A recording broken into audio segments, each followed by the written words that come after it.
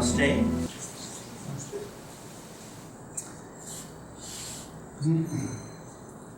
Today we have a subject that is a challenge. And the title of the subject is Never Give Up. And on Friday evening we had a lovely group of people, the seniors from the center around the corner. They came to visit, and it was the first time that they had been here and that we could address them about what we do here. And why would a person want to come here, and why we do the things that we do, and what they bring to us. And there was, at the end, I met this one woman. She came up to me and she looked at me. She said, "Oh, I have so many problems. There's one problem after another, problems and problems and problems." And she said it so sweetly and sincerely. I mean, it was really like her. And she said, what can a person do? And I knew I had the answer. So it's well, why don't you shift that word problem to opportunity? And as soon as we make a shift like that, it completely changes the way that we approach what we do. But this whole talk that I had given was about getting to that point where we understand that why do we do what we do? Because we want to be happy. Really, it's that simple. We simply want to be happy. And we all know happiness is inside. We go in there to find happiness, but we don't know how. So, but we teach that the spiritual life is about happiness and peace and love. And yet, can you think of the life of a single saint wasn't filled with challenges that would make your hair stand up on end? Life isn't like that. This world is not a world on the outside of peace and joy. But it can be at times. Ananda is a fabulous community in America, the village. But in the 70s, half the community burned down. I wouldn't say that physically it was peace and joy that day. It was, ah! But the next day, people were smiling. And in fact, one of the great compliments that God gives us is that when God really seriously tests us, God is saying, you can do this. God is saying, you are capable of handling this terrible calamity. Now, I don't know that we need to invite these things to happen, but the reality is that we all have things coming our way. Little things, big things. Sunny days, rainy days. One of the teachings of the Bhagavad Gita is, Krishna says, the yogi becomes even-minded and cheerful in all circumstances. So the goal is to be happy, not to have an easy life. And as Sister Gyanamata said, an easy life is not a victorious life. If our goal is short-term, just a little bit of peace, no problem. Meditate 10, 15 minutes a day, you'll get a little bit of peace. But if we want freedom and eternal bliss, then it's a bigger project than that. And big projects take big challenges. And our easy, simple projects, great projects, well, they're fun because they're easy. The key is, can we make a big one fun? And this is a spiritual life.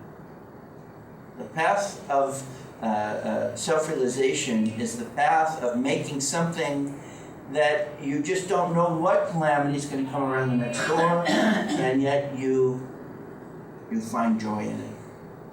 You find freedom from the world controlling our happiness. So, as I often like to do, I think we should consult Swami Kriyananda on this subject, and then we'll talk a little bit more. You know, living for God isn't all just roses and peaches. Living for God can be also very stern. Because the choice is absolute.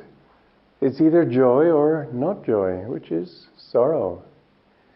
And it's not fun and games only. Yes, it's joy.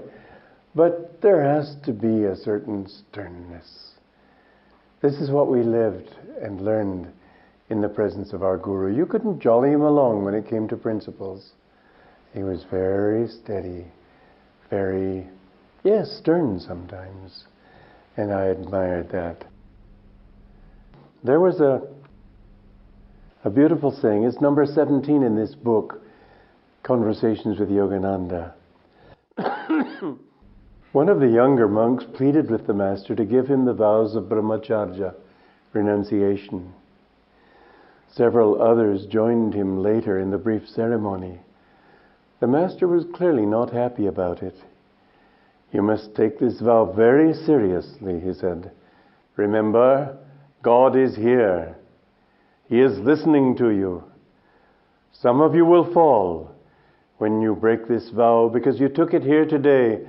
All the forces will be upon you. The responsibility is yours, not mine. Don't take this event lightly. Please heed what I say."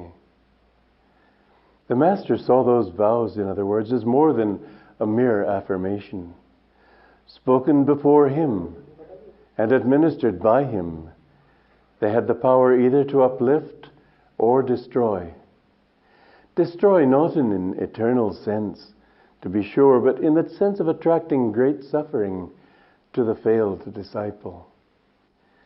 One thinks, however, of that young man, which I didn't read that story, but he had him repeat his vows more than once, knowing that he would break them. Was it in reaffirmation of vows he had already taken earlier? Or was the master trying to hold the disciple to a soul commitment, hoping that it would be reawakened years later? Sister Gyanamata, the master's most advanced woman disciple, once stated in a letter that a master doesn't try to spare his disciples suffering, if it can be a means eventually of helping them toward their ultimate attainment of God. You know, that's a strange thing, because you think, well, the Guru has come to spare us suffering. Yes, he has, but sometimes, like a doctor, he has to submit you to pain in order to cure you of pain. And so the Guru sometimes allows you to go through suffering. I have been through many, many tests in my life. They've caused me much suffering. But I have to say that I was grateful for them. Every time I found in the end that they were for my blessing. I went through a great period of pain one time, and Anandamoyi Ma, the great woman, Bengali saint, she said, "Take this as your Guru's blessing." She sent this in a letter to me in America. And I thought, blessing? That's the one word I can't understand in this context. But you know, years later I realized it was the greatest blessing that could have come. If you don't let yourself just fall apart underneath your tests, if you say, all right, I accept it, and you don't understand it, then just go along with it. Accept what God gives you. Don't rail against Him. Don't say God is unjust. How often have I heard that expression? Why does God do this to me? Why does God do that to them? There's a reason. You know, one very interesting thing is that of all the people who have found God, you don't find one of them saying, what a scam. They all say it was worth it. They've all had to go through sufferings. They've all had to go through pain, grief, torment. Yes. That's life. Where there is life, there will be pain and there will be happiness. But those who have accepted it find that if they endure, if they keep their faith, at the end, this is the wonderful thing I've discovered, and I've had a few years of living on the path. 55, that's not many years in eternity, but in a person's life, it's a fair amount. I can say without any equivocation at all that every single test I've endured, and some of them were fierce, I'm grateful. I'm grateful for what I learned. I'm grateful for the strength I gained. I'm grateful for the joy I felt at the end of them, and finally I reached the point where even during the tests I felt joy, because I saw that I knew God was there. I knew He was having His fun with me, but you might say, what a bizarre sense of humor. Yeah, sometimes it seems that way, but in the end you find that you're not laughing, not being laughed at, you're laughing with Him. It was all great fun.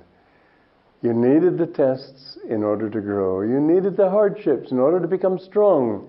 Without them, as my master used to say, that a boxer doesn't become strong by boxing babies.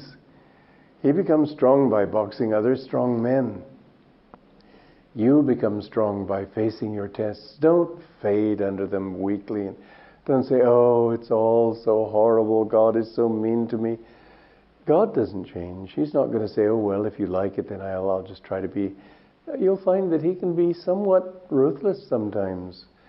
Yes, He treats you a little bit like a baby because that's what you are. That's what we all are. But still, he when people tell me, oh, Master's so good to me, He got me a new apartment, I think that's a lot more. He's got a lot more to give you than new apartments. He can give you nice things, yes. You'll find that in many ways He helps you in little. Years ago, it was a wonderful experience for me. My parents were living in France. I had gone to school in French Switzerland, so I always had this fond memory of Swiss chocolate. I was in Los Angeles, living in the monastery, in the ashram there, and every time I wrote to them, I thought, well, it would be nice, since they live so near Switzerland, if they could send me some Swiss chocolates. And it was such an unimportant desire that whenever I wrote, which I unfortunately confess was not as often as a filial son should, but anyway, I did write, I never remembered to ask for chocolates. So the amazing thing to me was that 1 week, less than a week, first 1 week before my birthday, I thought, oh, too bad. It would have been a nice birthday present, but I forgot, so it doesn't matter. One day before my birthday, I got a package in the mail. It wasn't from my parents. It was from some German lady in the congregation in Hollywood who had seen these chocolates. I didn't know they were for sale in America, but she saw these chocolates in a store window, and she wrote this letter saying, I thought of you. And so she gave me these chocolates, not knowing it was my birthday, not knowing I liked Swiss chocolates. She sent me these Swiss chocolates. I thought, Divine Mother, how sweet. We expect you to save our lives, save us in dangerous circumstances if you want us to be servants of your work and so on, all these big reasons, but for no reason at all, just because I had this little desire. Yes, it's very sweet on the path that sometimes you find that God will satisfy little desires. He does take care of you. He's your friend. He's your mother. You can expect that. But don't think that it's always going to be just sweetness and light. There are tests. There are problems. And so we must also have a certain amount of consciousness inside us that is very stern, that we know we want God alone and nothing else. And anybody who tries to shake us in that, nothing. Just this. The saying goes on, strange are God's ways and strange the ways of a God-realized master. Never, however, will God turn His back on the devotee so long as he keeps on trying. As often as you fail, the Master used to say, get up and try again. God will never let you down so long as you don't let him down, and so long as you make the effort. What he saw in some of those monks, I think, when he was warning them, was that they would fail in their intention. He wanted to spare them the suffering that would be consequent upon that failure. What we must always do, don't worry if you fail. Don't say, oh, I failed, I must give up. How often have I seen people do that? But if you can just say, just get up, dust your hands off and try again. No matter how many times. There was the story of a great sadhu back in the 18th century, Sadhu Haridas. He used to perform many miracles. One time he was in a boat on a lake with a missionary, a Christian missionary. And Haridas was saying to this missionary, who was trying, as missionaries tend to do, to convert him. I don't believe in conversion, except to people's own higher self, but that's all. That's all I ever try to do. Well, anyway, this missionary was trying to make a Christian of him, and Haridas said, well, what could your Jesus Christ do that I can't do? Well, they were there in a boat on the lake, so naturally the missionary said, well, he could walk on water. Haridas said, is that all? He jumped out of the boat and walked, and wherever he walked, the boat followed him. He was a man of miracles. He had great power. But the Maharaja of that area said, I know you all think very highly of him, but there's something wrong here. In other words, he was performing miracles, but there was still a bit of ego there. Don't trust miracles by themselves. This man finally fell into delusion, ran away with a woman, lived with her for some time. Then finally he realized his mistake. After all, when you eat when you've been used to good cheese and you start eating stale cheese, you finally give up and realize that's not what I really wanted. So he was wise enough to understand it. He came back to his disciples. He said, I'm sorry, I'm back. And they took him back. Now the amazing thing was that my guru told him he found liberation in this lifetime. One of the disciples who was present there, Mrs. Carol Neely, she said, but I thought that when you make a mistake, when you've been so highly advanced, that this punishment is much greater. I'll never forget my guru's answer. He said, no, God is no tyrant. If he sees that you don't like that stale cheese and you want the good cheese again, he won't deny you if you really want it. He answers according to your desire. Don't give up. Don't say, I've failed. I've seen so many people do that. They fall a little bit and that's that. Get up, dust your hands off. You know, when William the Conqueror landed in England, his destiny, God-given, was to conquer England. But the first thing he did, it was a muddy day, and he slipped and fell in the sand, in the mud, and this gasp went over the whole army. Oh my God, what a bad omen.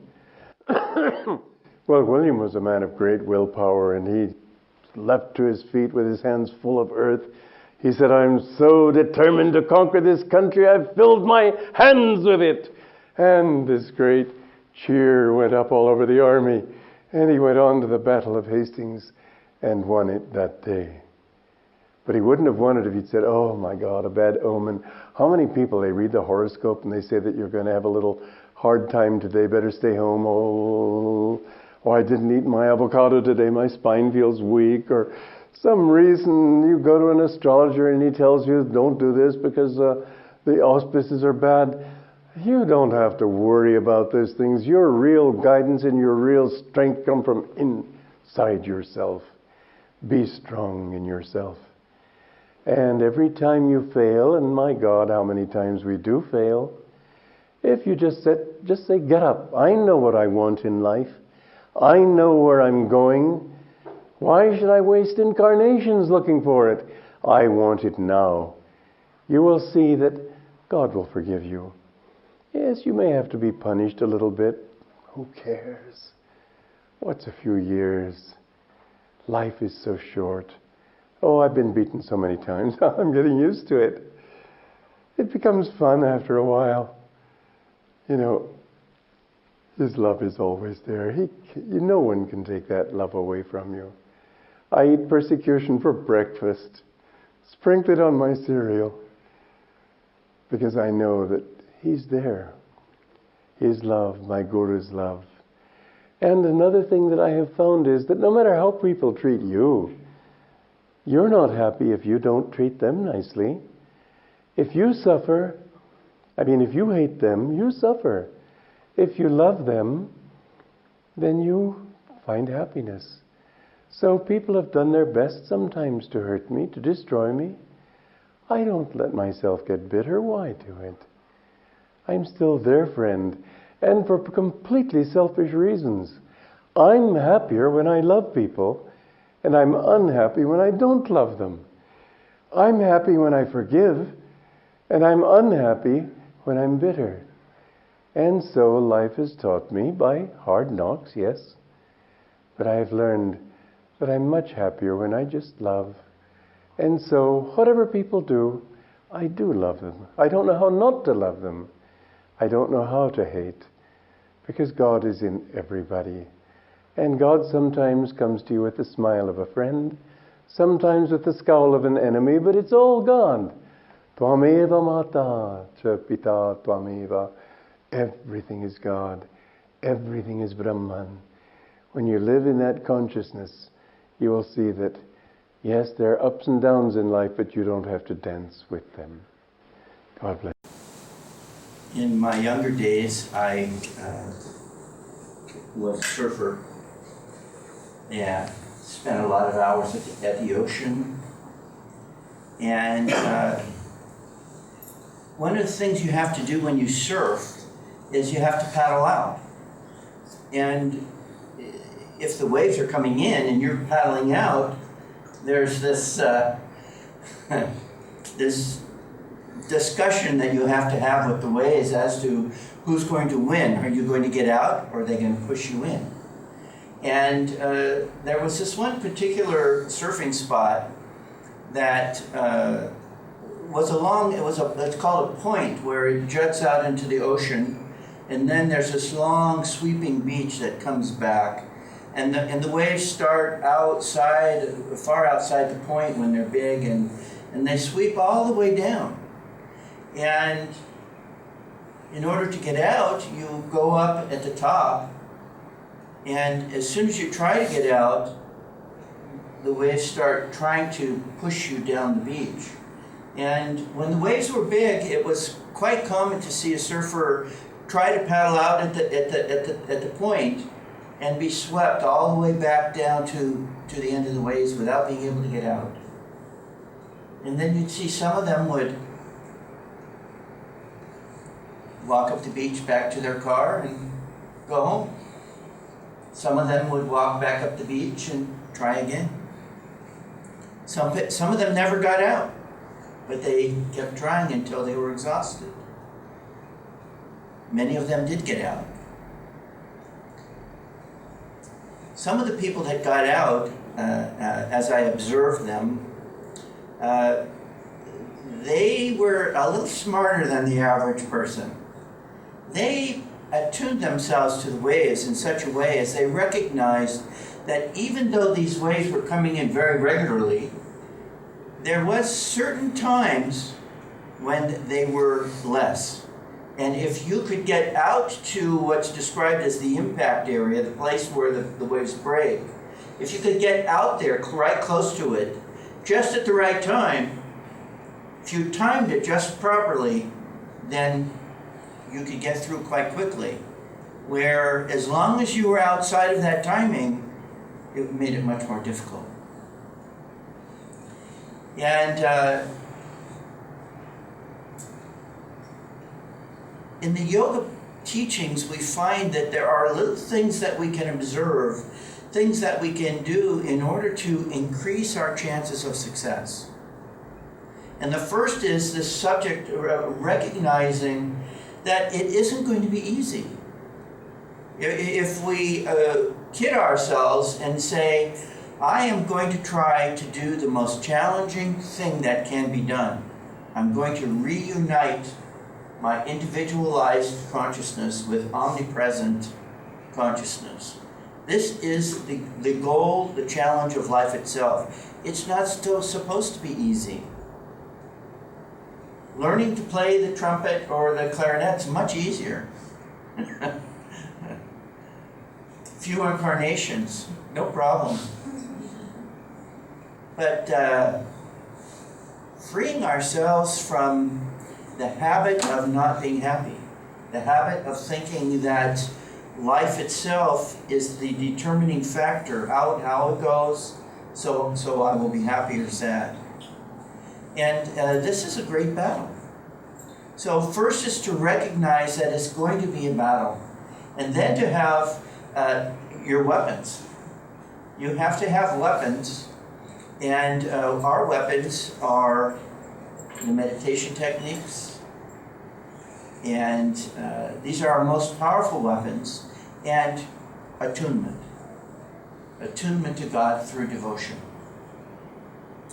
And you also have to have, if possible, you have to have other warriors. And of course, this is the Sangha. The Sangha is our army. We are warriors together. We are going in the same direction together. We also need a leader, the Guru. The Guru guides us. The Guru inspires us. When William the Conqueror, as the story Swamiji was saying, he was the one who fell down. So it's not like leaders don't get muddy. But what did he do? He turned it around and said, look, I've grasped it with both my hands. Let's go. Even at that moment, that delicate moment when things could have gone either way. We have to recognize that it takes a great inner strength, and that life is not always going to be fun. And that every time it's not fun, it does not represent a bad thing. We think that illness is bad. We think that financial problems are bad. We think that relationship problems are bad. We think all of these things that we don't like. We say, this is bad. It's only bad if that's what we make of it. Now, that doesn't mean we shouldn't try to improve things in life, but it means that we need to make sure that our understanding about what we're trying to do and how we're approaching that goal, that they be on the highest level. And one of the greatest things you have to do in life is adapt. You have to be able to shift. When you think things are going in a certain direction, they may not go that way. When we talk about intuition, we talk about how if you feel intuitively to move in a certain direction, don't stop listening. You have to continue to listen. You have to continue to seek ever new guidance. But then you can't be wishy-washy. So on one hand, we have to not give up and accomplish our goals, but at the same time, we have to listen and adapt. And knowing when to zig and zag and make these adjustments, this is the art of life. This is not science. Science, yes, meditation can be science, but it's also art. It's also give and take. It's also falling down and getting up. And this is one of the great keys in success in every part of life. It's not that we aren't going to fail. We're going to fail. But falling isn't failing until you decide not to get up again. As long as you decide to get up again, victory's just a step ahead. You don't know how close it is. But so many times, as Swamiji said, people give up. Because, oh, this is uncomfortable. Let me go where it's more comfortable. Comfortable doesn't get us to God. It's that simple. It's not easy. The key to getting through the challenges that we have, as I said to this woman, this is Master's teachings. There's no such thing as obstacles, only opportunities. So when we have a challenge in life, we have to see it as an opportunity to attune deeper, to increase our energy, to stand up for truth as best we understand it, to take our hard knocks. You know, I recently got an email from a friend in America, and who I've known for many years, and it's just been recently discovered that she has cancer, and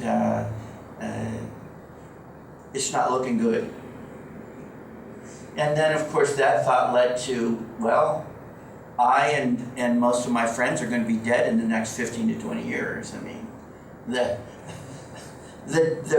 expiration date on the package is coming. And you think, wow, that's so sad. That's terrible. But is it really? What have we been working for if we've been on the path for a long time? We've been working to get closer to God, to get out of this body in the very best way possible, to do as much as we can do while we're in the body to attain the greatest attunement to spirit that we can. There's not much in life that's more motivating than an expiration date. But when we're young, it's like you just can't even imagine that. But as you get older, you realize that, you know, how many days do I have left to accomplish as much as can be accomplished? Because once we've learned to meditate, that we've gotten through this barrier of restlessness, at least to some degree, then we're cooking, you know. We're consciously making, especially when we practice Kriya, we're consciously making speeded up change. We're going faster than the natural rhythms of the outward creation. As Master described it, when we practice Kriya, you can equal a whole year of living in harmony through the practice of one Kriya, done deeply. Wow. Wow. So anything that we can do in order to increase that opportunity, this is what we do together. This is why I love the Sangha. The Sangha is the kitchen in which we cook our spirits. And when you're cooking, it's hot. It boils over sometimes. But this is good. If you don't cook, you don't get good meals. So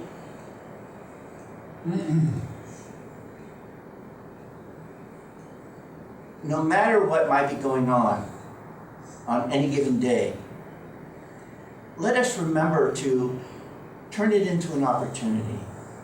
Turn it into a way to become a greater friend, a greater lover of others, a greater giver, a greater liver of the divine life.